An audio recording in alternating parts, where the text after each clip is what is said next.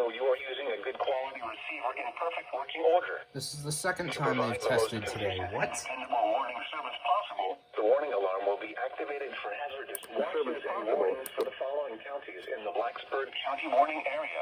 In Virginia, Allegheny, Bedford, Bland, Todd, Carroll, Craig, Floyd, Franklin, Giles, Halifax, Henry, Montgomery, Patrick, Pittsylvania, Pulaski, Roanoke, Rockbridge, and Wythe.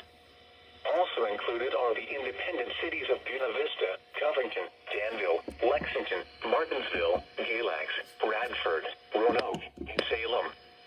In North Carolina, the following counties are included: Rockingham and Caswell. This has been a test of the NOAA weather radio warning device. We now return to normal programming.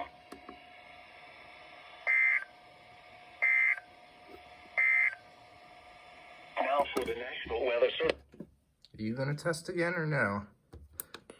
Lows in the mid-40s. Maybe not. Or I'll catch it in a few minutes if they do.